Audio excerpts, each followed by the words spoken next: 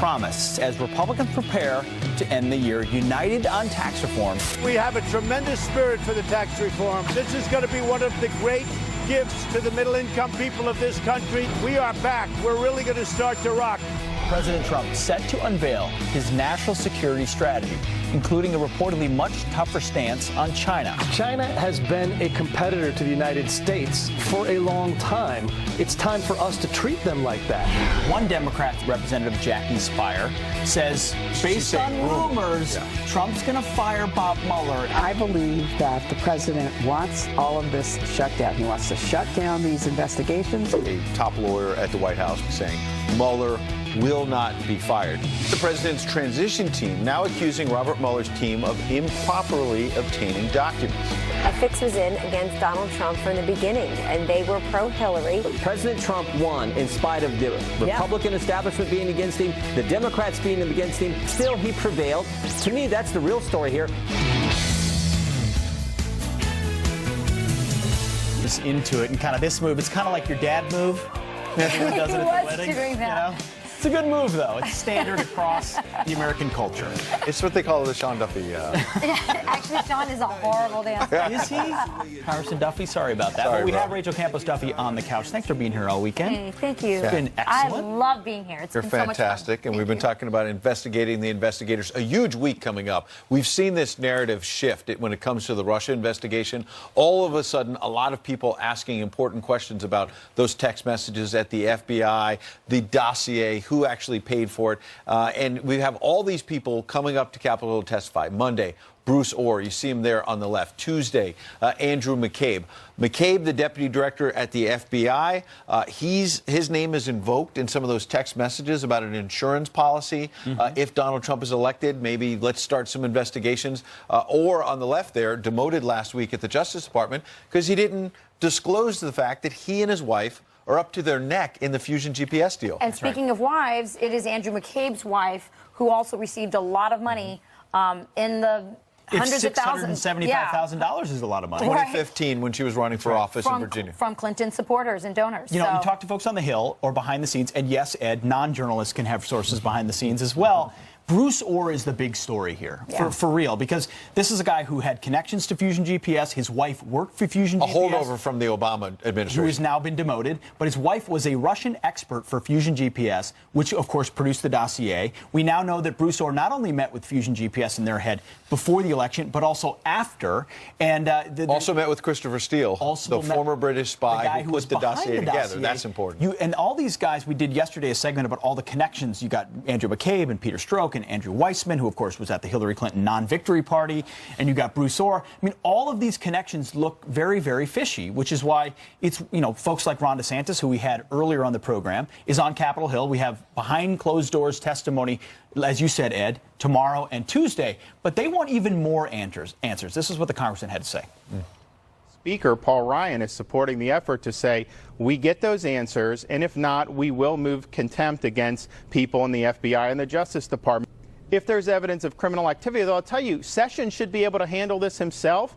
And in Congress, we should get all of this information. The problem with the special counsel is we won't hear anything for 6 months. The American people want these answers now because I think it goes to the legitimacy of this whole Russia investigation. Another key player, Rod Rosenstein, who's the Deputy Attorney General. He's kind of overseeing and running the Russia investigation in terms of the alleged collusion because the Attorney General had recused himself. Rosenstein is the man who actually appointed Bob Mueller as a special counsel. And last week, he's on Capitol Hill testifying under oath. He's asked, do you know who paid for the dossier? Did the FBI pay for it? And Rod Rosenstein actually said under oath, I think I know, but I can't tell you. And this is a really what is that? It's an amazing answer. And it's an incredible story. I mean, the reason why they're not telling us is because they will be embarrassed if we find out the answer or when we find out the answer. I hope that Congressman DeSantis is right, that Congress will get to the bottom of this. Because here they started this entire investigation because purportedly there was collusion between Donald Trump and the Russians. We've seen not an iota of evidence of that after millions of dollars. And now it turns out that the DOJ, the FBI, they all may have been in collusion, may have even paid for this dossier, and that dossier was the Russians who were And as behind the that. heat goes on the FBI and the Justice Department, what do the Democrats do? Well, the Democrats are, of course, they're saying, well, it's the Republicans who want to fire Bob Mueller. As we go into the Christmas season, beware, because they're worried, Republicans and the president, that Mueller's going to be onto them, so they're going to fire him. Take a listen. The rumor on the Hill when I left yesterday was that the president was going to make a significant speech at the end of next week, and on December 22nd, when we are out of D.C., he was going to fire Robert Mueller. I believe that the president wants all of this shut down. He wants to shut down these investigations, and he wants to fire Special Counsel Mueller.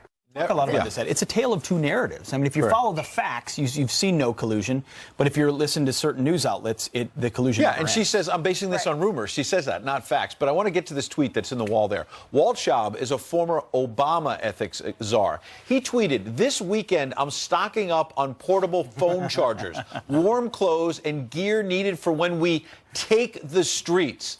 I'm concerned the assault on the rule of law is coming over the holidays when we're distracted. It'll be a defining moment for the Republic.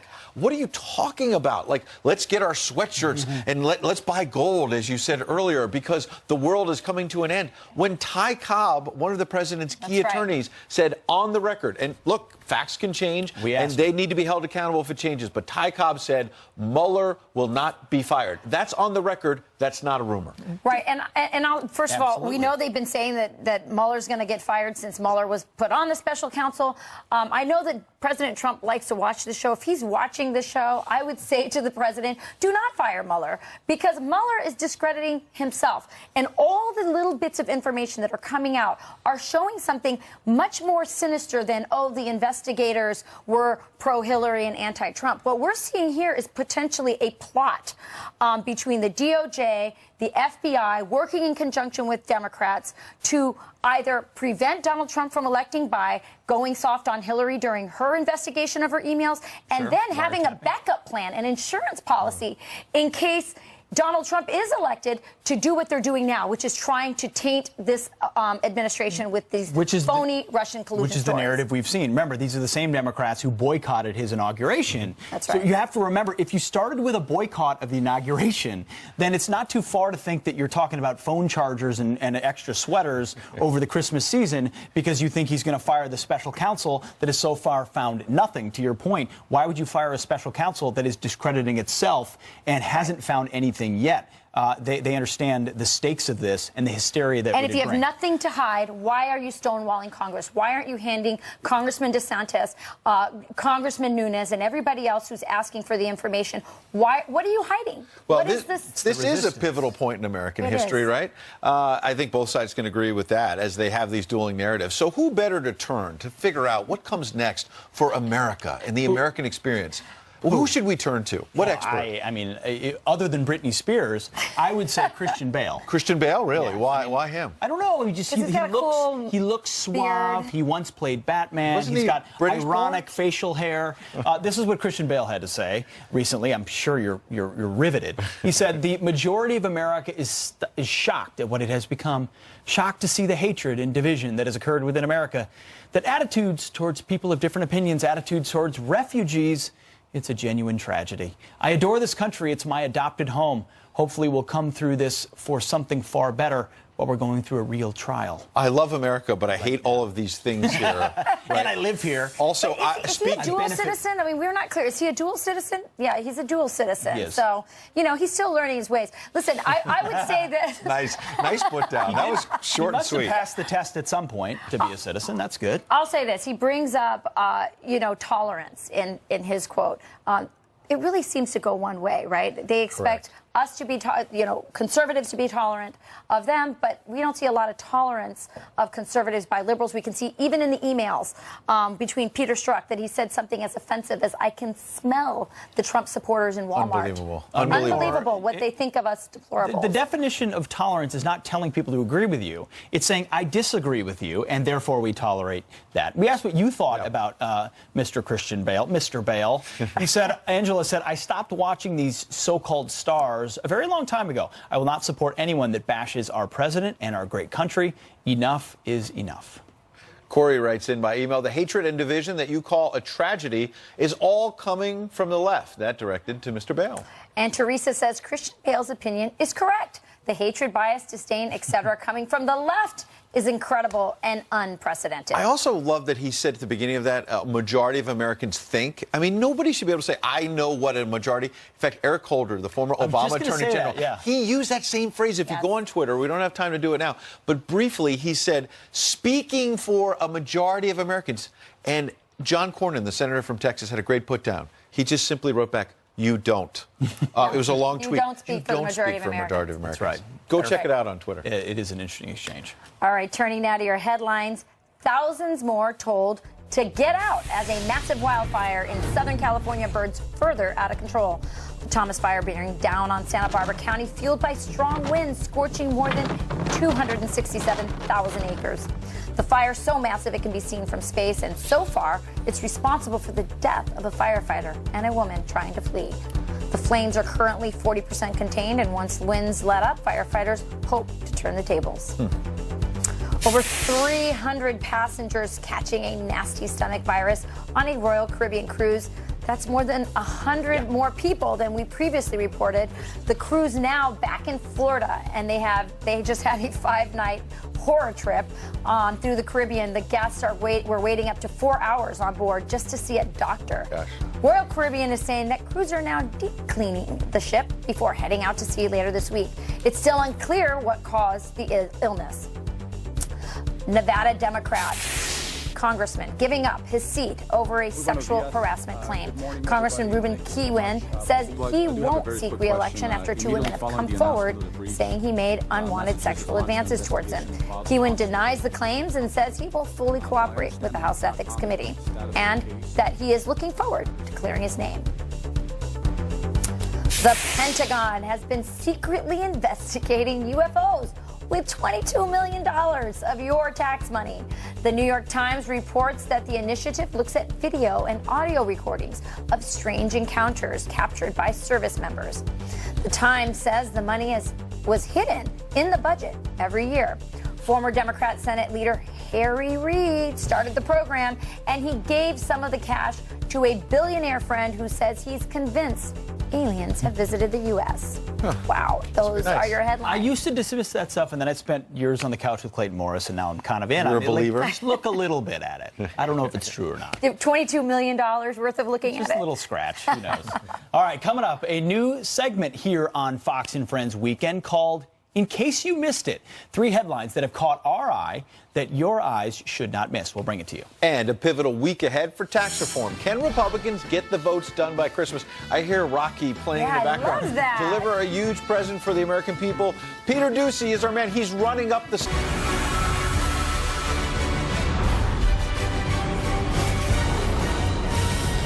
A big Christmas present to the American people is one step closer to reality. Congress likely to vote on those big tax cuts early this week. And Peter Doocy joins us live in Washington with the details on the bill. Peter. And the next movement on this bill comes Tuesday. That's when House leaders hope to pass it and send it over to the Senate. But in the Senate, the math gets a little bit trickier. In fact, the count there is expected to be so close that the Vice President, Mike Pence, has delayed a long-planned trip to the Middle East just so he can be on the Hill to cast a tie-breaking vote if necessary. But with all that said, President Trump is very confident that this happens by the end of this week. This is going to be one of the great Christmas gifts to middle-income people. The Democrats have their, the soundbite, the standard soundbite, before they even know what the bill is all about. There are still 7 tax brackets under the new plan, but rates are lower until 2025. The new top rate for top earners drops from 39.6% to 37%. The child tax credit doubles to $2,000 per child, and the standard deduction nearly doubles as well to $12,000 for single filers, which means that fewer people are expected to itemize their deductions. There is a new $10,000 cap on deductions for state and local taxes. The mortgage interest deduction will be capped at $750,000, and the Obamacare fine for people who don't want to have health insurance with the individual mandate disappears. So the first half of this week, lawmakers on the Hill, Republicans, are going to try to transform the entire tax code. But by the back half of this coming week, they're going to have to rush to keep the government funded, because there's going to be a shutdown next weekend if they cannot agree on a longer-term spending package by Friday night. Back to you in New York. If there's a shutdown, Peter will be working around the clock. Peter, by the way, quick question. On the way into you, we played the Rocky theme music, and I had this vision of you showing up for work early on Sunday, running up the steps of the Capitol. Am I wrong? No, yeah, when you're here on a Sunday, there's nobody around, so you can run up the stairs, be hollering, and there's a nice echo. I've actually seen you in the halls of Congress, and I just saw you kind of propped up against the wall. There were obviously, during the week, different rules. I'm going to need That's just your weekend activity. We're going to need a downstairs. video of that, Peter. Please deliver it for us on social Peter, media. thanks for coming in, buddy. You, sir. Appreciate it. Thanks, guys. First, it was Jimmy Kimmel going after the FCC chairman over net neutrality. I just want to say thank you, President Trump. Thanks to you and this jackhole you appointed to run the FCC. Why in the world did he even use that language? Unbelievable. Now it's Luke Skywalker? Really? And Democrats are completely opposed to the Republicans' tax plan. Why won't they get behind this bill? Well, we're going to ask one congressman, Democrat Tim Ryan. Hey, he's joins here. us next. Good morning again. Some quick headlines. A frightening scene high above a ski hill. 5 people hurt when skiers were sent crashing into each other on a malfunctioning chairlift. I've always been worried of those lifts. Gosh, the Central Pennsylvania resort says a chair slipped along the lift rope, sliding into another chair, causing, yes, a pile up. Police say as many as 100 people were trapped. Thankfully, everyone expected to be just fine. And police rescuing a man stuck in a chimney, and it was not Santa Claus. This accused burglar, now dubbed Criminal Santa, called 911 after getting wedged in the chimney of a California business. Called it on himself. Dude, what is going on here? Officers using special equipment to remove the 32-year-old before arresting him. Nobody was hurt. I'm going to go out on a limb and say alcohol might have been involved. We'll see. We'll see. Excuse me, officer. I'm calling to report my own burglary. My goodness. All right. Republicans in Congress appear to have enough votes to pass their sweeping tax cut and reform plan this week, despite complete opposition from Democrats. Tax reform bill is a disaster. It helps the wealthiest, most powerful corporations and individuals, and it hurts the middle class. We're trying to fight it tooth and nail. The tweaks made things worse. Every time they go behind closed doors and come back, it gets worse. So why can't any Democrats get behind a bill that some had said early on, particularly moderate Democrats, that they might be able to support?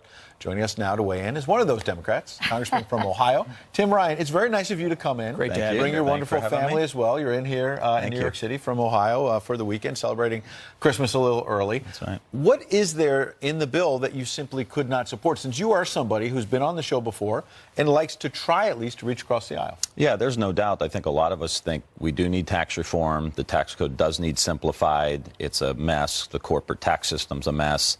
So a lot of us were thinking we need to do something here, and this is an opportunity to work together. There's nothing worse, though, than being promised one thing and then relying on that promise, counting on that promise, and then people going back on that promise. President Trump was in Ohio. He was talking about we're going to raise taxes on the wealthiest, and we're going to take some of that money and we're going to rebuild the country. And we're going to rebuild the country with their money and create jobs here in the United States. What happened is now we have an increase or a decrease in taxes for the wealthiest, and we're going to borrow about $2 trillion when it's all said and done, primarily from China, and we're going to pay them interest on this money we're borrowing. And the president also said he was going to take on China. So getting more in debt to China and allowing them to take our money and do high-speed rail, battery-powered So excuse my cars. suspension of disbelief, but suddenly now Democrats care about debt and deficit after doubling it under the Obama administration. You may not have been in favor of it, but it's what happened. You talk about taxes decreases on the wealthiest. The wealthiest actually believe they'll pay more under this system. There's no and way. Most absolutely because of some of the top other corporate things that have tax, gone away. The top corporate. Let's say it's a little bit more, or a little bit less, right? But it's generally a wash. Certainly not a gush for the wealthiest. He's cut taxes for folks in Ohio. He's giving money back to corporations so they can bring back jobs. Why would that not be a message that a moderate Democrat from Ohio would want to bring to his constituents? Because a lot of that's not accurate, quite frankly. So the top corporate, the top rate goes down for the wealthiest people in the country by 2.5%, but it also goes down to $600,000. I mean, I'm just saying we don't have the money to do this. We have to borrow the money from China. Here's the other. Did you vote for Obamacare? Hold on. That was all paid for. Okay. Everything in the Affordable Care Act was paid for. Hold on. Let me finish because you put a lot out there. The corporate tax rate is going from 35 down to 20. That's a huge 21%.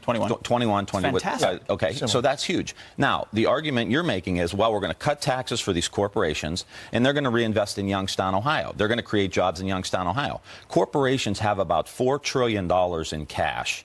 If they see an opportunity to invest money now, they have the cash to do it. They don't need this, and we can't afford it. So we're borrowing this money from China to give to the wealthiest people in the country. And if you hear what China's doing now, they're building islands in the South China Sea. They're building military bases. They're expanding their submarines, their cyber I'm going to pass on the capability. message to Paul Ryan that when he's ready to take on entitlement reform, he's going to count on Congressman Tim Ryan, who cares about that and our debt. But I want to talk specifically about middle income, because you make the claim that it doesn't help middle income families. We have a $2,000 refundable tax credit for every child. You have a standard deduction that goes from $12,000 to $24,000. How is that not going to help middle income people in your districts? Tell me that that's not going to lower their taxes. So any benefit to the middle class goes away in a few years. Well, only if you decide not to vote to continue it. Well, we will. Because Correct? of the arcane rules of budgeting, Yeah, which well, you would you acknowledge are arcane. Just answer the question, though. Do your constituents who are middle income, are their taxes going to be lower because of this? From the final analysis, some will, some won't. But here's the deal. Every family in Youngstown, Ohio, or Akron, Ohio, is going to pay an additional $20,000 per family in debt that the country is going to accrue. We are borrowing money from China to do this. And I want to appeal to the Fox News audience is that, guys, we can't afford this. And the only way to get out of that debt is to grow out of that debt. And frankly, this is a bill I think that will bring jobs. Or cut spending, but also you got to grow out of it. I mean, I live in a district very similar to yours, a working class district. It is booming. People are. Confidence is high. Businesses are doing well. My brother-in-law is a construction worker. He's turning away work. I have another brother-in-law who sells fireplaces. They're turning away work. Things are doing well. What are you going to do if this tax plan, when enacted, actually is the jet fuel that Trump promised for the economy, and you didn't vote for it? Hey, God bless. I hope everything you're saying happens in places like ours. But the reality of it is, I was in Congress when George Bush said we're going to cut taxes for the wealthiest people in the country. And I'm not mad at rich people at all. I'm just right, because that doesn't work in Venezuela and Cuba. I want private sector people to invest into places like Youngstown. And what I'm saying is that this isn't going to do it. President Bush said cut taxes on the wealthiest. It's going to lead to growth. Wages are going to go up. That in 2001, 2, and 3. That was the decade with the least amount of growth we've had since the Great Depression. And what I'm saying is we need to take down dilapidated homes. We need that $1 trillion infrastructure bill that the president promised. How in God's name are we going to pay for that if we're borrowing $2 trillion from China to do the tax cut? Where are we going to get the money for the infrastructure the bill? Democrat Party as the prudent party on spending, but I don't know how you win that argument. When was the last time we had a balanced budget? When was the last time we had a balanced budget? More importantly, we just got through 8 years of Obama. Very bad economy. After the first month Obama got in. Economy. Look, I'm not here to argue. Bill Clinton was president. There was a Republican Congress. So both of you are right. I'm kind of in the middle here as a journalist. Well, what I'm saying is Bill Clinton's budget in 1993 made huge steps. In fact, George Herbert Walker Bush's budget in 1990, and then Clinton in 92, 93. Prudent measures to ask those people who have been really successful. We've had a huge concentration of wealth in this country. In the last 30 years, 96% of income growth has gone to the top 10%. It's still a 75% reduction for the middle class in their taxes. That goes and you away. Have to admit that. I do it. But why do you want it to? Well, I'm just saying, why admit that. I admit it. I just did. And what I'm saying is, why would you make permanent the taxes for the wealthiest people, and there's $4 trillion in corporate cash on the sidelines waiting to be reinvested? They don't need it. I warned you about the right side of the couch. I like it. I'm on the middle here. Look at Merry Christmas. Thanks for coming in. Merry Christmas.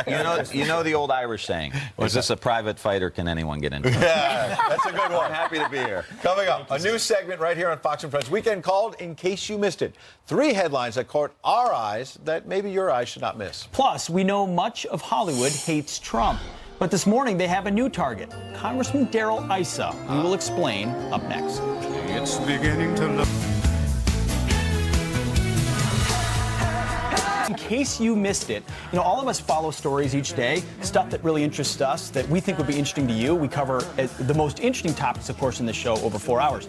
But a couple of stories caught our minds that we want to bring to you this morning. One is the UN, the United Nations, just a couple of blocks from here, is mulling a resolution to reverse President Trump's decision on Jerusalem. So this caught my eye because, of course, you saw President Trump a couple of weeks ago say, hey, we're going to move, U.S. is going to recognize that Jerusalem is the capital of Israel. Well, the Arab foreign ministers have said, no, we want to reverse this decision in the UN Security Council and make it clear that whatever the U.S. says doesn't stand for the international community. Well, of course, the UN has long been anti-Israel, anti-Jewish, anti-Semitic in its disposition. The U.S., thankfully, has a veto power in the UN Security Council, so it's not likely to pass. But it's very revealing, especially because I don't know if we have the photo that I brought up in the New York Post on page 26 this morning. It's a photo of an Israeli security officer taking a photo of a Palestinian protester near some of the fault lines. We were told there was going to be a bunch of violence when this happened, right? When the president reversed the reality. You're right. And grave predictions. Grave predictions of violence. What we've seen are protests, a lot of dissension. But that, I think, speaks to what's actually happened. We got iPhones in each other's faces. We don't like each other. But we recognize the reality on the ground. Jerusalem has long been the capital of Israel. Yeah. It continues to be so. A lot of people don't like it. But the decision President Trump made was recognizing reality on the ground. The UN can try to change that. But the president made a bold step, and it sticks to this day. All right, I'm going to take the baton. Take it over to you. That. I want to bring up one of your favorite senators, Bob Corker of Tennessee. Little Bob Corker. And here's the deal. He finally got behind the president on something, which is news in and of itself, because they've been feuding, and said he's going to support the tax cuts. But when pressed about some of the provisions, and there's one, I believe, that would help real estate LLCs, and he has one or more of those, wealthy guy, he's pressed on, are you voting for this because it's going to help your pocket? We don't know for sure because he himself said, I don't know about that provision. Well, why doesn't he know? Here's my point. Bob Corker said, I haven't read the bill yet. It's like 1,000 pages. And then he said, when pressed, well, how are you going to vote for it? He said, well, I read a 2-page summary of it. Here's my modest proposal to Bob Corker and any other Republican in the House and Senate, and my pal Pete here, as well as Rachel. How much fun did you have with Nancy Pelosi saying you got to pass Obamacare in order to know what's in it before you read it? And we all had fun with that because it was a ridiculous thing to say. Now Bob Corker and maybe other Republicans are slamming through a tax cut that they say, as you just heard Congressman Ryan, you say it's going to do really great things, but you haven't even read it. You better read it. It's a great point. I hope they do. It is a fair point. So mine's a little more practical, not as heady as you guys. So the Department of Public Health has released some guidelines for your cell phone. So we talked earlier about cell phones and how they can interfere with family life. Now they're saying it could be bad for your health. You have to keep your cell phone when you sleep at night at arm's length. Don't keep it next to you. Don't put it under your pillow. They're also saying don't keep it in your pocket.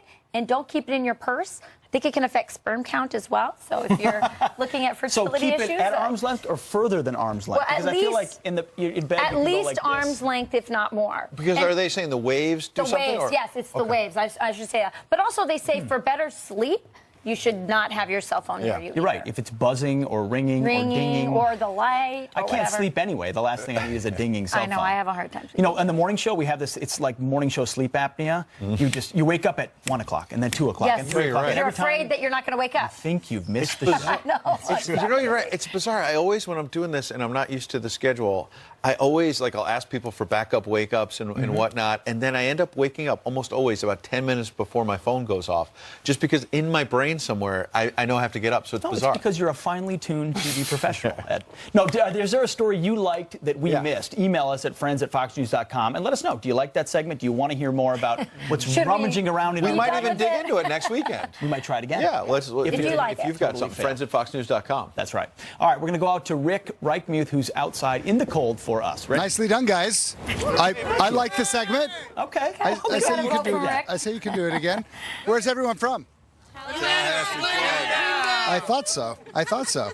All right, take a look at the weather map. Show you what's going on this morning. It is not that bad, actually. It was certainly a lot colder yesterday. We were having a big warm up across parts of the east, except for Caribou. You're still at 4 degrees, but even you're going to warm up throughout much of this week. We have this big rain shield that's moving across parts of the lower and mid-Mississippi River Valley into the Tennessee Valley right now. Overnight, we had big storms moving across parts of Arkansas. In fact, around Little Rock, up to about an inch of rain, and that is great news because you have drought going on there. So we're going to have more rain coming in behind the system. Get ready tomorrow. A bit more rain moves into Texas. It kind of just hangs out across parts of the southeast for the next few days. Also, some showers this morning into the Phoenix area, which is outstanding news. Unfortunately, California not getting any of that moisture, and the winds will continue again today.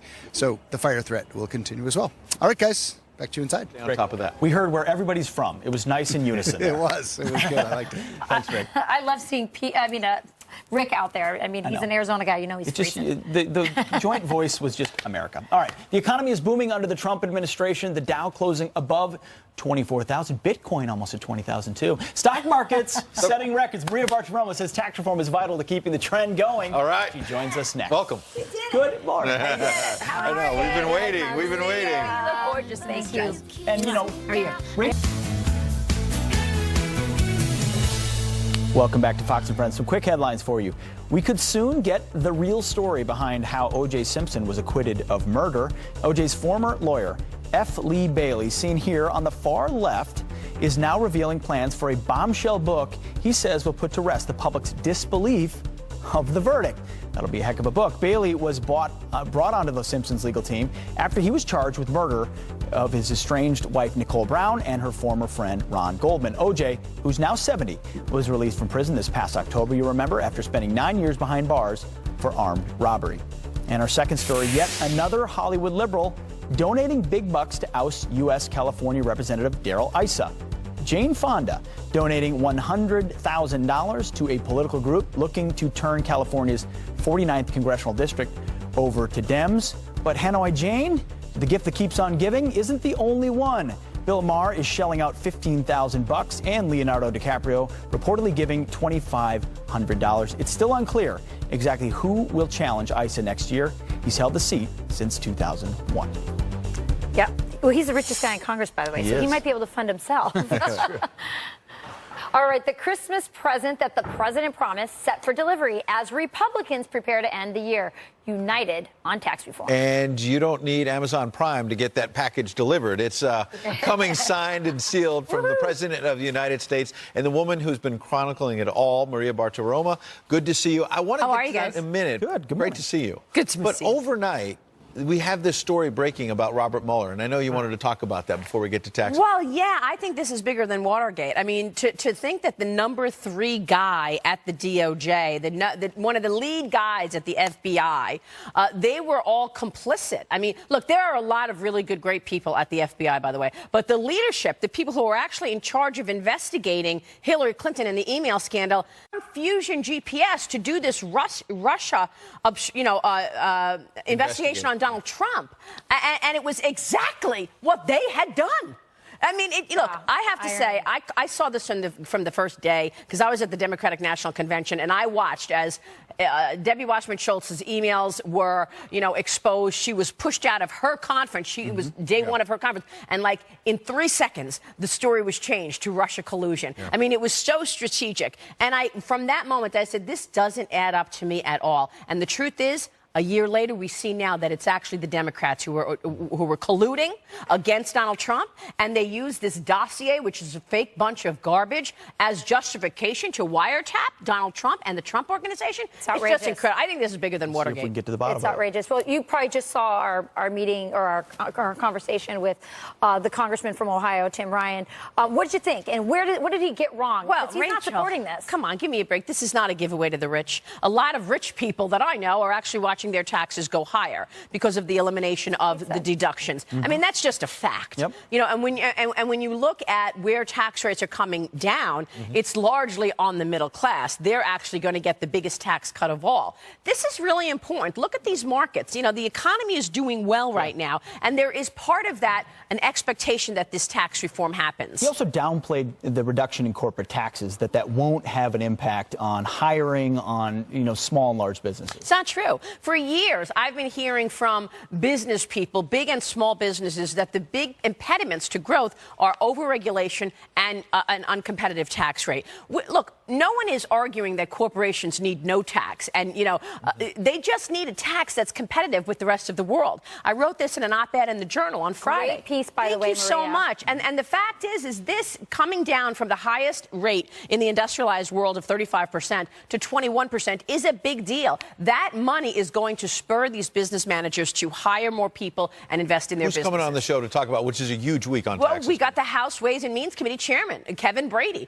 His office was the writer We of tried to get him. You got him. Well, his office was down Maria. No one. He knows was where the to go. writer of this bill. Look, I've been going along this tax plan, all the ups and downs all year with Chairman Brady, and I'm thrilled that he could actually come on and take a bit of a victory lap here. And He's getting it done. Very much. And we talked about Darrell Issa as well. He's coming on the show as well. We're going to talk about what's going on in Darrell Issa's world in California, that they're trying to unseat him. 2018 is going to be really important. We'll see if this tax passage is actually going to help the Republicans going into 2018. And obviously, I think this story of obstruction and corruption in the FBI is going to be a story that the Republicans are going to ride all year. Don't miss Maria. Top of the hour. We That's got right. more Fox and Friends coming up. All right, and coming up next, I'll share the Christmas morning breakfast I make for my family. We're cooking with friends. Outstanding.